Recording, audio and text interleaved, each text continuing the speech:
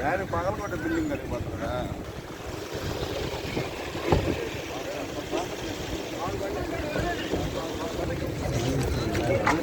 Video తీసేది అది బాగానే ఉంది. చూసుకో అదే చూసుకొని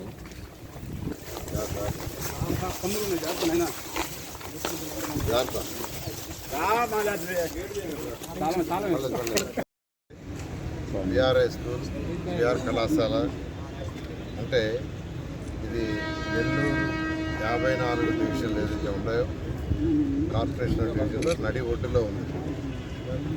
ఇది ఒకప్పుడు చాలా ఫేమస్ స్కూల్, కాలేజ్. ఈ స్కూల్లో నేను చదివా, ఈ కాలేజీలో నేను చదివా. ఇక్కడే ఉద్యోగం కూడా చేశాను, పార్ట్ టైం లెక్చర్గా. తర్వాత లెక్చర్ అయ్యా. నేను చదివేటప్పుడు కానీ నేను ఉద్యోగం చేసిన 79 to 80లో కూడా ఈ కాలేజీ స్ట్రెంత్ 6,500 ఉండేది. 3 షిఫ్ట్లు, మార్నింగ్ షిఫ్ట్ డిగ్రీ, మళ్ళా మధ్యాహ్నం 12:30 నుంచి ఇంటర్మీడియట్, మళ్ళీ రాత్రి డిగ్రీ, ఇంటర్ 2. అలాంటిది ఈరోజు యాక్చువల్గా ఆల్మోస్ట్ స్ట్రెంత్ పడిపోయింది. స్కూల్ అయితే గత ప్రభుత్వం మూసేసింది. గత ప్రభుత్వం స్కూల్ మూసేసింది. అసలు నడి ఒడ్డులో ఇంత సెంటర్లో ఉంటే 14-19లో ఇక్కడే నేను ఒక జూనియర్ కాలేజ్ పెట్టాను, 11th and 12th. 300 మందికి హాస్టల్, 150 మంది నెల్లూరు సిటీ వాళ్ళు, 150 మంది బయట జిల్లాలో వచ్చాం. చక్కగా ఎడ్యుకేషన్ చెప్పాము. ఎంతోమంది ఐఐటీలు, మెడిసిన్స్ అయ్యారు. అక్కడక్కడ అడుగుతుంటారు, సార్ మేము మీరు పెట్టిన ఆ కాలేజీలో చదివాము, ఈరోజు ఐఐటీకి ఉద్యోగం చేస్తే ఎంతో సంతోషంగా గర్వంగా ఉంటుంది. అయితే ఈ ప్రభుత్వం రాగానే వచ్చే ముందే యాక్చువల్గా కనుక్కుంటే ఇది మూసేశారన్నారు స్కూల్. అందుకని ఆ రోజు ఎలక్షన్స్ ముందు నేను ప్రామిస్ చేశాను, ప్రభుత్వం రాగానే ఈ స్కూల్ని మళ్ళా తెరిపిస్తాం, 2,000 మంది పేద విద్యార్థులకి, నిరుపేద విద్యార్థులకి ఈ స్కూల్లో చదువు తిప్పిస్తామని చెప్పడం జరిగింది. అది హై స్టాండర్డ్లో చేస్తానన్నాను.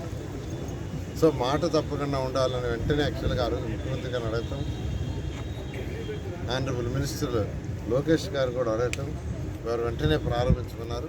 దాన్ని యాక్చువల్గా ఈరోజు ఎన్సీసీ అంటే చాలా పెద్ద కంపెనీ, నేషనల్ లెవెల్ కంపెనీ, వాళ్ళ దగ్గర దాన్ని రెనోవేట్ చేస్తున్నారు. చాలా చక్కగా గ్రౌండ్ ఫ్లోర్ అయిపోయింది. ఫస్ట్ ఫ్లోర్ స్టార్ట్ చేశారు, చాలా చక్కగా చేశారు ఫస్ట్ ఫ్లోర్. అయితే దీన్ని ప్లే గ్రౌండ్ డిజైన్ చేశారు. ఆ యొక్క డిజైన్ ఫైనల్ స్టేజ్లో ఉంది. బహుశా 4-5 రోజుల్లో డిజైన్ అయిపోతే చక్కటి ప్లే గ్రౌండ్, అన్ని పిల్లలు ఆడుకోవడానికి అన్ని యాక్టివిటీస్ చేస్తున్నాం. ఈ పక్కన ఏదైతే బిల్డింగ్స్ ఉన్నాయో అవన్నీ రేకులు, అవన్నీ డ్యామేజ్ అయిపోయినాయి. ఎప్పుడో లోపల పెద్ద పెద్ద చెట్లు మలిసినాయి. అదంతా పాములు గీములు తప్పితే ఇంకేం లేవు. వాటన్నిటిని నేను యాక్చువల్గా మొన్న జేసీ గారు అందరూ విజిట్ చేశాము. తర్వాత ఆ కన్సర్న్ ఆర్ఎన్బి వాళ్ళకి చెప్పి దాని స్ట్రెంత్ని స్టడీ చేసి అవి పనికొస్తాయంటే ఉపయోగిస్తాం, దాంట్లో డెమాలిష్ చేస్తామంటే ఈ బిల్డింగ్ ఒకటి పనికొస్తుంది అన్నారు, మిగతా రేకులు పనికిరావన్నారు. వాటిలన్నింటి యాక్చువల్గా డెమాలిష్ చేస్తున్నారు. ఈ విధంగా ఈరోజు నెల్లూరు టౌన్లో ఏదైతే ఎలక్షన్స్ ముందు నేను మాట ఇచ్చానో మాట తప్పకూడదని ఇయర్ 1000 మంది స్టూడెంట్స్ తీసుకుంటాం. నెక్స్ట్ ఇయర్ 1000, ఇంకా డిమాండ్ ఉంటే 5,000 మంది స్టూడెంట్స్ వరకు ఇక్కడ చేయిస్తాం. ఎలక్షన్స్ ముందు 2,000 మందికి అని చెప్పాను. ఈ ఇయర్ 1,000, నెక్స్ట్ ఇయర్ 1,000, ఆ తర్వాత హై స్టాండ్. వీళ్ళకి ట్రాన్స్పోర్ట్ పూర్తిగా ఫ్రీ చేస్తాం. దగ్గరగా పిల్లలు ఉంటే, హై స్కూల్ పిల్లలు ఉంటే వాళ్ళకి సైకిల్ ఇవ్వమంటే సైకిల్ ఫ్రీగా ఇస్తాం. దూరంగా ఉండే వాళ్ళకి బస్సులు ఏర్పాటు చేస్తాం.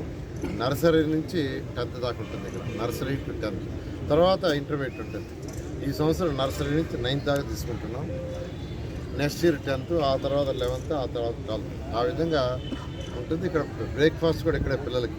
ఎందుకంటే దీంట్లో తీసుకుపోయే పిల్లలు అమ్మా నాన్న వాళ్ళందరూ ఉదయాన్నే పనులకు వెళ్ళిపోయేవాళ్ళు. పాస్కం చేసుకునే వాళ్ళైతే ఉదయాన్నే 5 గంటలకు వెళ్ళిపోతారు, చిమ్మేవాళ్ళు వాళ్ళు. అదేవిధంగా కూలీ నాలికి పోయేవాళ్ళు ఉదయాన్నే 5-6కి వెళ్ళిపోతారు. కాబట్టి పిల్లలకి బ్రేక్ఫాస్ట్ ఇబ్బంది పడుతుంది. బ్రేక్ఫాస్ట్ ఇక్కడే అరేంజ్ చేస్తున్నాం, మున్సిపల్ కార్పొరేషన్ చేస్తుంది. మధ్యాహ్నం లంచ్ ప్రభుత్వం ఇచ్చినట్టు చేస్తాం. సాయంకాలం వల్ల పిల్లలకి స్నాక్స్ ఇచ్చి ఇక్కడ పిల్లల్ని ఆడిపించి తర్వాత మళ్ళీ తీసిపోయి ఇంటికాడ చేస్తాం. ఎందుకంటే కూలి నాలిపోయే తల్లిదండ్రులు తిరిగి ఇంటికి వచ్చేటప్పటికి ఏ 6 or 7 అవుతుంది.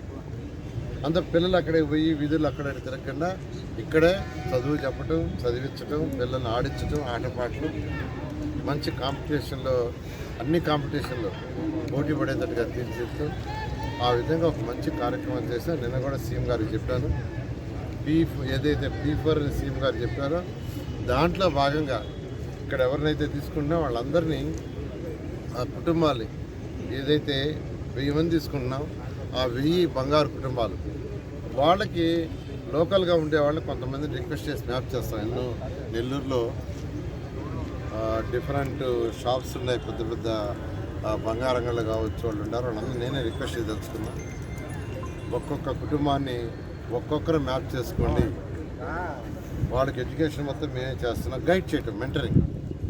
ఈ P4 ఏదైతే ఉందో ముఖ్యమంత్రి గారు తీసుకొచ్చారో 20 లక్షల మందిని బంగారు కుటుంబాలని మ్యాప్ చేయాలన్నారు.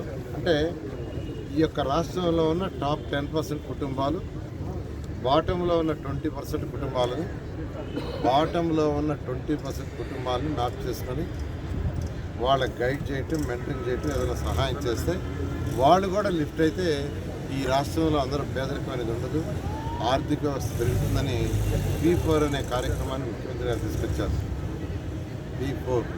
P4 అంటే ఏం లేదు, ఈ రాష్ట్రంలో నిరుపేదలు ఎవరైతే బాటంలో ఉండారో 20% కుటుంబాలని, ఎవరైతే ఆల్రెడీ ఆర్థికంగా డెవలప్ అయ్యి ఉండారో ఒక 10% కుటుంబాలు మ్యాప్ చేసుకోవడం. ఒక్కొక్కరు ఒక కుటుంబం కావచ్చు, 2 కుటుంబాలు కావచ్చు, 3 కుటుంబాలు కావచ్చు, 4 కావచ్చు, కావచ్చు. వాళ్ళని మెంటరింగ్ అంటే గైడ్ చేయడం, మంచి చెడ్డ చెప్పడం, వాళ్ళ పిల్లల చదువులే చెప్పడం, అలా వాళ్ళ డెవలప్మెంట్కి దోహదపడటం. దాంట్లో భాగమే ఈ యొక్క స్కూలు. ఈ 1000 కుటుంబాలను యాక్చువల్గా బంగారు కుటుంబాలను ఎవరైతే పిల్లల్ని సెలెక్ట్ చేస్తున్నారో వాళ్ళు కూడా మ్యాప్ చేయడం జరుగుతుంది. ఆ విధంగా ఈ కార్యక్రమం నేను కూడా మ్యాప్ చేసుకోబోతున్నాను. ఈ విధంగా ఈ కార్యక్రమాన్ని ఖచ్చితంగా ఏదైతే ముఖ్యమంత్రి గారు P4 తీసుకొచ్చారో దాంట్లో భాగమే ఈ స్కూల్ యొక్క కుటుంబాలు. Thank you. మీరు అడగ